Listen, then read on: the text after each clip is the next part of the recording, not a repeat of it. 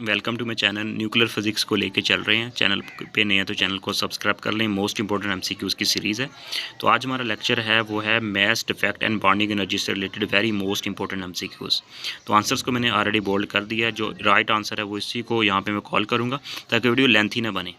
Maximum आप knowledge gain करें और अपने फ्रेंड्स के साथ ये डाटा जो है या एमसीक्यूज़ वगैरह की जो सीरीज़ है शेयर करें ताकि उनकी भी हेल्प हो। क्वेश्चन 1, द बॉन्डिंग एनर्जी पर nucleus for the iron. Iron की बॉन्डिंग एनर्जी पर न्यूक्लियस जो होती है वो मैक्सिमम होती है। ठीक है, राइट आंसर इसका है मैक्सिमम डी। नेक्स्ट क्वेश्चन की बात करते हैं। Question 2, the most stable element is the iron.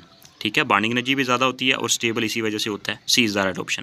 Question बात करते हैं 3 की, bonding energy increase in the element up to the mass number 50 तक बॉन्डिंग एनर्जी जो होती है वो इंक्रीज होती है जिनका मास नंबर होता है।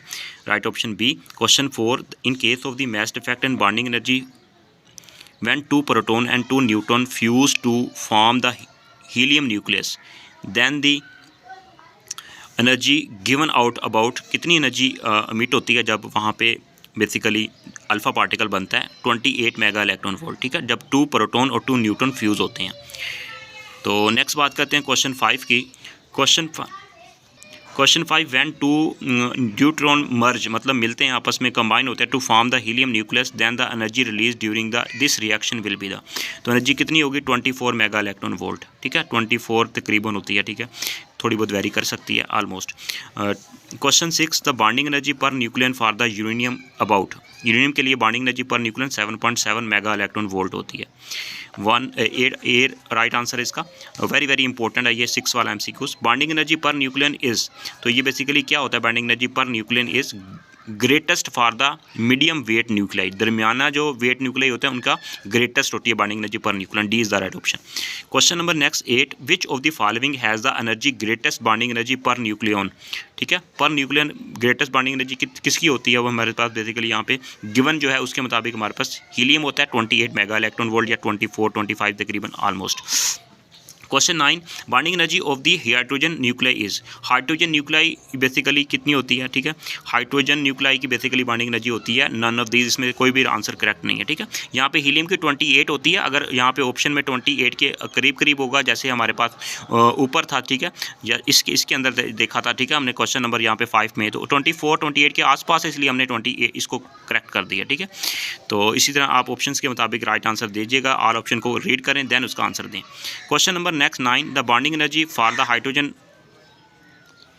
न्यूक्लियस के लिए यहाँ पे नन ऑफ दिस, ये हो गया हमारा। Next MCQs, when 2 nuclei of the masses m1 m2 fuse to form the nucleus of the mass m, some energy is release then. तो उस एनर्जी जो रिलीज होगी बेसिकली हमारे पास m1 प्लस m2 वो ग्रेटर होगी जो हमारे पास टोटल हमारे पास जो एनर्जी थी मैथ के पास। Question next 11, the mass of the nuclei is always. तो इसका राइट आंसर जो है वो हमेशा less than that of the sum of the nucleus of the constituent particles according to this. Question 12, according to Einstein idea of the mass energy equivalent one atomic mass unit on the physical scale is equal to, तो कितनी basically energy होती है? वो 931 mega electron volt होती है। C is the right option.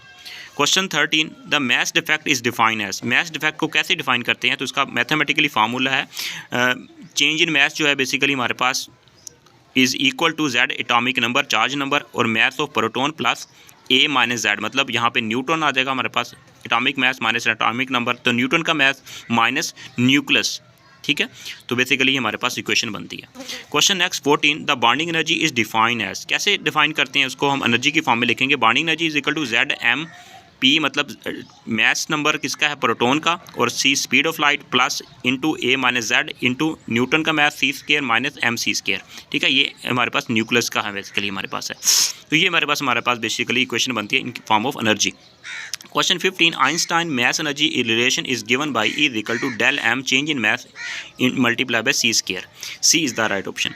Question 16, very most important MCQs हैं ये सारे। 16, the energy required to break the nucleus of an atom is given by. ठीक है, किसी न्यूक्लियस को ब्रेक करने के लिए जो एनर्जी रिक्वायर्ड होती है उसको बॉन्डिंग एनर्जी का नाम देते हैं। C is the right option. Question next 17, the bonding energy for the deuterium nucleus is given by. Deuterium nucleus के लिए bonding energy 2.23 mega electron volt होती है। B is the right option. Question 18, the bonding energy per nucleon is maximum for. तो given options के मुताबिक maximum iron की होती है। B is the right option, start में मैंने बताया।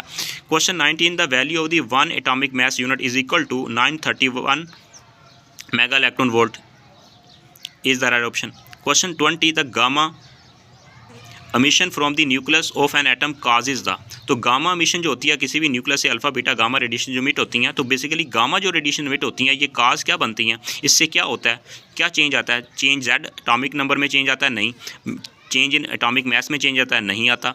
चेंज बोथ भी गलत है। तो no change in the A and G, तो D is the right option है। इसके मुताबिक कोई चेंज नहीं आता, ठीक है। तो अल्फा बीटा से चेंज आता है लेकिन गामा रेडिएशन एमिशन से नहीं चेंज आता। तो ये तो थे इंपॉर्टेंट एमसीक्यूज़। नेक्स्ट हम लेके चलेंगे रेडियो एक्टिविटी से related most important MCQs. All the best. Channel पर नहीं है तो चैनल को सब्सक्राइब कर लें।